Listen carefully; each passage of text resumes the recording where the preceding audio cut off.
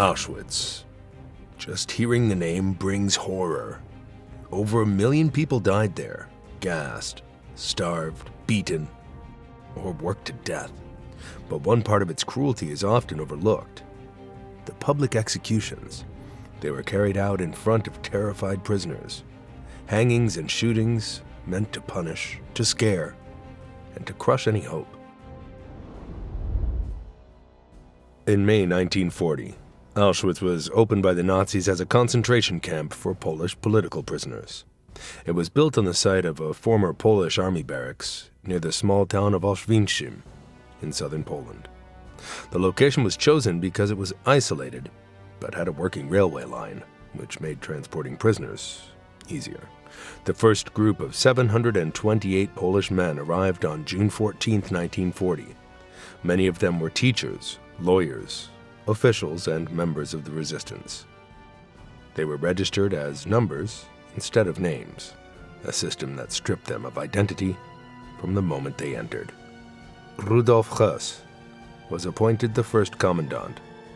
Under his leadership, the SS created strict rules backed by brutal punishment. Beatings were common. Food rations were tiny. Medical care didn't exist. Within months, the place turned into a violent system of forced labor and psychological torture. One of the earliest tools of control was public execution. They happened in the open, on roll call squares or near the barracks, so other prisoners would see what happened to anyone who disobeyed. By the end of 1940, at least 40 prisoners had been publicly hanged or shot. Some were caught trying to escape, and others were punished for acts like giving water to fellow inmates or hiding food. A few were accused of sabotage, though no proof was needed. The SS didn't always investigate, they just acted. Executions were sometimes announced in advance. Prisoners were called to line up and watch. SS guards stood nearby with rifles, ready to shoot anyone who moved or looked away. The bodies were often left hanging for hours, or laid out on the ground as a warning. By the start of 1941, Auschwitz was changing fast. Originally meant for Polish political prisoners, it now began to take in a wider mix of people. New transports began arriving almost every day. The small camp couldn't keep up. Wooden bunks were packed with bodies, often 3 to a bed. Sanitation collapsed, disease spread, food was scarce, violence from guards increased. In June 1941, Germany launched Operation Barbarossa, the invasion of the Soviet Union. Soon after, the Nazis began sending Soviet prisoners of war to Auschwitz. These men were treated even worse than other prisoners. The SS saw them not just as enemies, but as subhuman. Many of the Soviet POWs were exhausted from long transports, often arriving with no shoes and torn clothes. Some were dragged off the trains unconscious. From the start, their chances of survival were nearly zero. Those who were weak, injured, or considered political threats, such as Soviet commissars or officers, were often taken straight to execution sites behind the camp fence and shot. There were no records kept, no trials, and no explanations. These early shootings were done in small groups, usually at the edge of open pits. Other Soviet POWs were forced to dig the graves first, and then stand next to them before being killed. Those who were not executed immediately were sent into forced labor units. They built fences, cleared roads, and helped with the construction of Auschwitz Birkenau, a massive expansion site being built just a few kilometers away. The working conditions were brutal. The men were beaten constantly. They were given almost no food. Many dropped dead after only a few days. But some executions weren't hidden. In fact, the SS started using them as warnings. Soviet POWs were sometimes publicly hanged or shot in the main camp square in front of the roll call yard. These events were meant to intimidate everyone. Regular prisoners were forced to line up and watch. They were not allowed to look away, speak, or move. Some executions were done slowly, hanging from short ropes that caused suffering before death. The bodies were left out for hours, sometimes overnight. One turning point happened in July 1941 when a prisoner from Block 14 escaped. The escape triggered immediate panic among SS officers. As punishment, Camp Commandant Rudolf Hess ordered the execution of 10 random men from the same block. The chosen prisoners were locked in a starvation cell in Block 11, deep in the camp's punishment zone.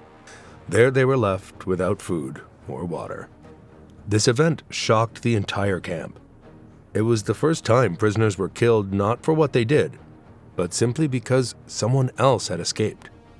It set a new, brutal standard. One of the 10 men, Franciszek Gajowniczek, was spared at the last moment when another prisoner, a Polish priest named Maximilian Kolbe, volunteered to take his place. Kolbe later died in the cell after weeks without food. His act became one of the few known moments of compassion inside the camp. But the message from the SS was that no escape would go unpunished. Around this time, Birkenau started operating in a limited way. Though still under construction, it was already housing thousands of prisoners, mostly Soviet POWs and Jews. The conditions were even worse than in the main camp. The barracks had no insulation, no proper floors, and almost no medical care. The prisoners here were often forgotten by the main SS office, which allowed guards to act without oversight. Public hangings began at Birkenau almost immediately. The SS installed wooden gallows in open fields, where prisoners worked and walked daily. Sometimes prisoners were hanged for trying to escape, but often there was no real reason given. Accusations like sabotage or disobedience were enough. There were even cases where prisoners were executed for looking at guards the wrong way, or for taking an extra piece of bread. The executions followed a pattern. A group of prisoners would be marched to the gallows area. The condemned were brought in separately, often already beaten. The SS officer in charge would read out the name, camp number, and accusation.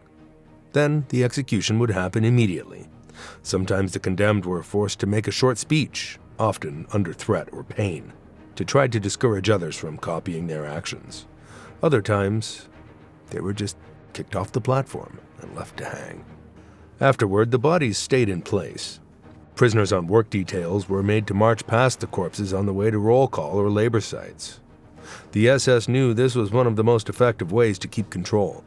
It made people afraid to speak, to think, or even to dream of resistance. By late 1941, executions were happening almost every day. The killing had become routine. Whether it was in Block 11, the main camp square, or out in the open fields of Birkenau, death became part of the system. Prisoners no longer wondered if someone would be killed. They only wondered who and when. By early 1942, Auschwitz had shifted into full-scale extermination. Gas chambers were now in use at Birkenau, and mass deportations of Jews from across Europe had begun. But even under constant surveillance and extreme starvation, some prisoners still made desperate attempts to escape. In September 1942, 2 men from a Polish work detail slipped away during a routine labor assignment outside the perimeter fence. They had stolen civilian clothes and slipped through a weak point in the wire. The escape triggered a massive response. The SS immediately locked down the camp and launched searches in nearby villages. But even more brutally, they turned on the escapees' fellow prisoners. 15 men who worked in the same unit were dragged out of the barracks and forced into the main square. Thousands of prisoners were lined up and kept standing for hours without food or water. One by one, the selected men were hanged from wooden gallows erected in the middle of the square. Each time the trap opened, the camp went silent. No one dared move. If anyone averted their eyes, they were beaten by guards with rifle butts or sticks. Some executions lasted several minutes as the prisoners slowly suffocated. Just a few weeks later, on October 15, 1942, another escape attempt ended in failure. 4 young Jewish prisoners were caught hiding near a service gate close to Birkenau. They had been planning to flee at night through an old drainage ditch, but were discovered before they could leave. The SS made a point of turning their punishment into a message. Loudspeakers called all nearby prisoners to the camp square.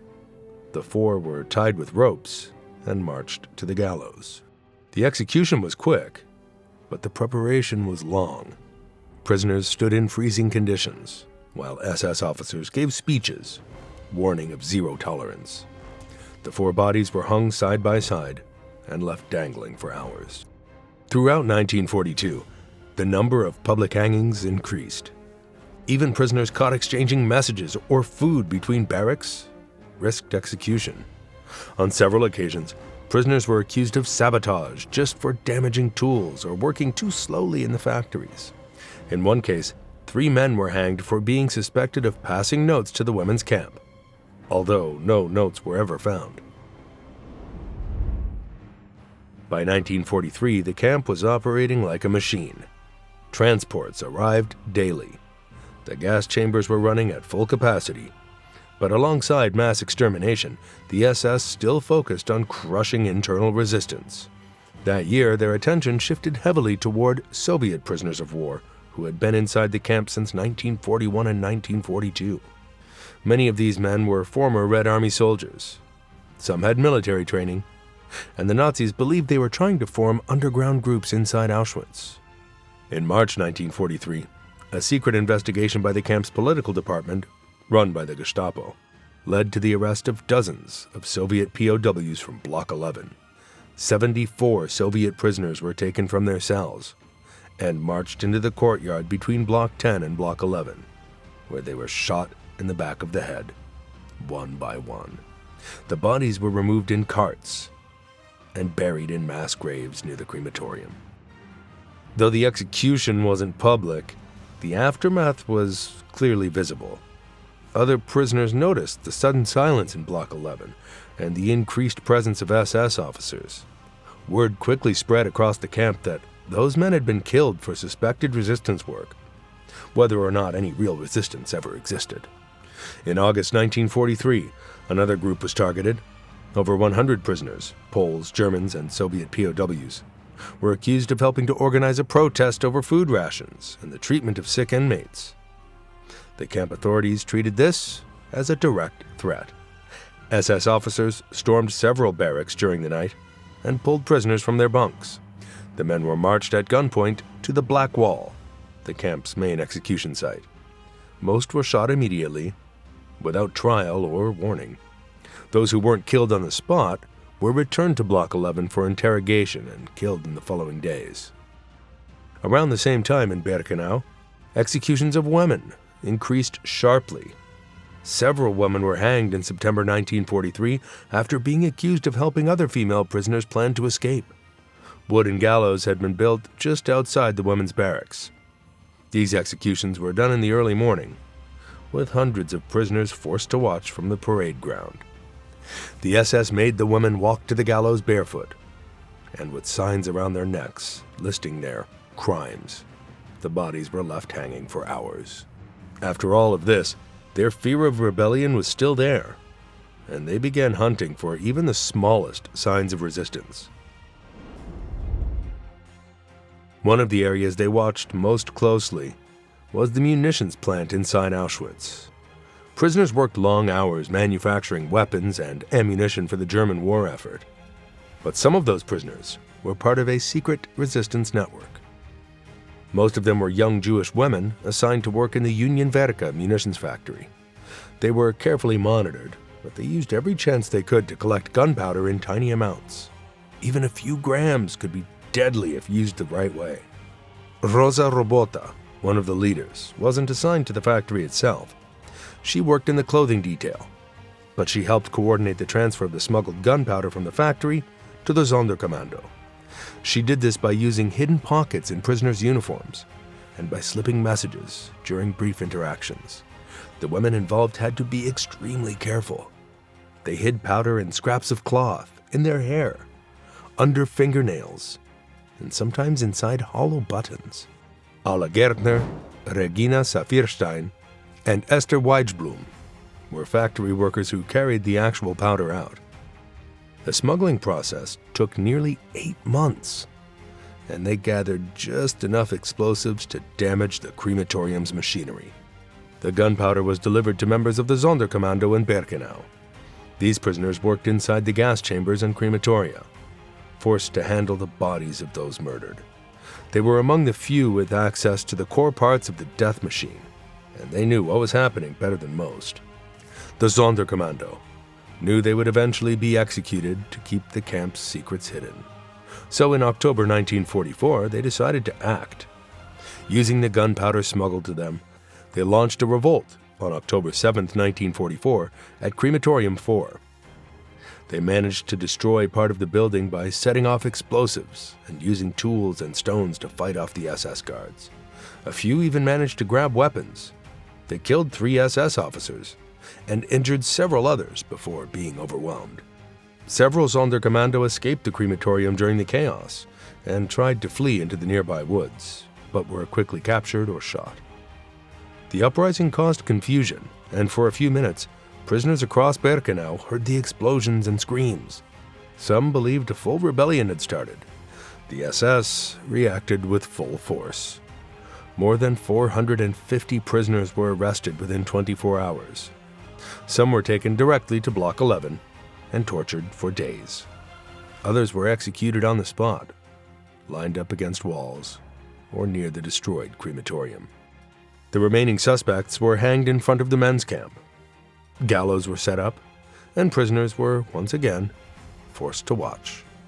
Though the damage to Crematorium 4 was only partial, the message was clear.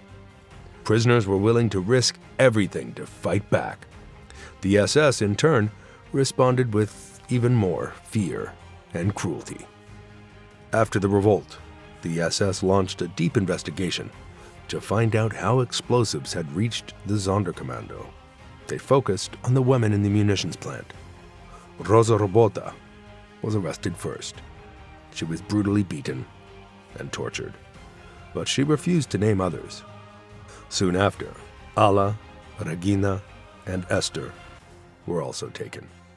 They were held in isolation and tortured in Block 10 and Block 11. According to later camp records, Rosa was so badly beaten that she lost consciousness multiple times. Still, none of the 4 gave up the names of others involved. The SS kept them alive for several weeks during their investigation, but in the end, they were sentenced to death. On January 6, 1945, with Soviet troops less than 100 kilometers away, the 4 women were brought to a small square near the women's camp in Birkenau. There, wooden gallows had been prepared. Hundreds of female prisoners were forced to gather in the cold. It was winter, and snow covered the ground. The women had no coats or shoes. Some collapsed from cold or exhaustion. SS guards beat them to their feet and kept them in place while the executions happened. Each of the 4 was hanged, slowly and one by one. There were no words, no announcement, just silence and the creak of rope. Afterward, their bodies were left hanging for hours before being removed. By the end of 1944, the Nazi system inside Auschwitz began to fall apart. Soviet forces were advancing quickly through Poland, and the SS knew the camp would soon be taken. But instead of easing their grip, they became more violent. Executions rose sharply. Paranoia ran deep. The guards believed that prisoners might turn on them, try to escape, or contact the enemy, so they responded with more public killings. In November 1944, 6 Czech prisoners were discovered trying to pass messages to a resistance group outside the camp. They had been secretly writing letters and slipping them out through civilian workers. The plan was discovered when one of the letters was intercepted. The 6 were arrested, beaten, and hanged publicly near the main entrance of Birkenau, just steps away from the infamous gatehouse. The SS made executions into a display. All nearby prisoners were ordered to leave their work and march past the hanging bodies. Some were forced to walk in silence. Others were made to stand for hours and look at the corpses. It was meant to send a clear message that any contact with the outside world would mean death. A few weeks later, in December 1944, another group was targeted. 10 Polish prisoners from the men's camp were accused of digging an escape tunnel behind their barracks. Whether or not the tunnel even existed didn't matter. The SS declared that it was an organized escape plot and responded the same way they always did, with death. The 10 men were selected at roll call. They were brought to Block 11, stripped, tied, and hanged in front of the rest of the barrack. By now, the gallows had been permanently set up in several parts of Auschwitz. They no longer had to build them for each execution. The structures were ready at all times. The bodies of those 10 prisoners were left hanging for the rest of the day before being thrown into a pit. Then came January 1945. The Nazis knew the war was almost lost. They began destroying gas chambers and crematoria, especially in Birkenau, to hide the evidence of mass killings. Documents were burned, barracks were emptied, but executions did not stop. On January 18, 1945, just 7 days before the Red Army arrived, the SS began evacuating the camp.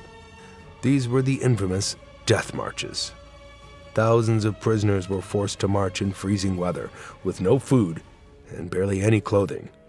Anyone who refused to go was shot. That day alone, at least 30 prisoners were executed. Some were shot on the spot for collapsing or refusing to walk. Others were caught hiding in cellars or barracks, hoping to escape the marches. A few were accused of helping others hide. The SS hanged several of them near the camp fence, some in groups of 3 or 4, using the last remaining ropes. Even as the camp emptied, the killings continued.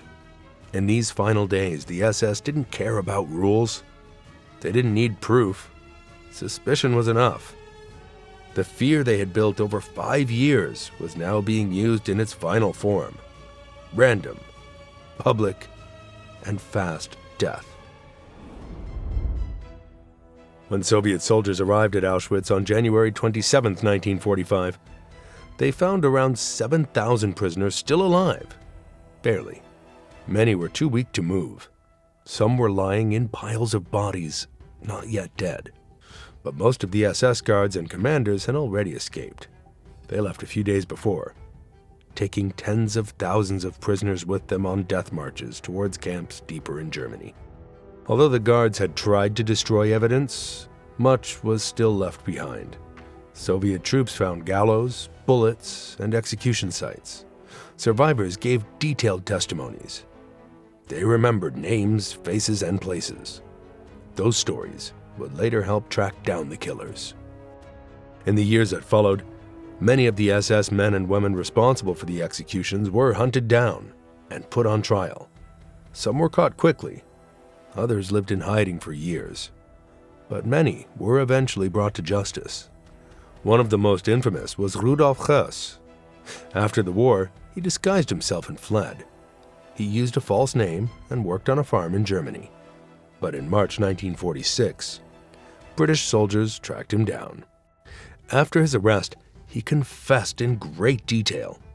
He didn't just admit to mass killings in gas chambers. He also admitted to personally signing off on many public hangings and shootings inside the camp.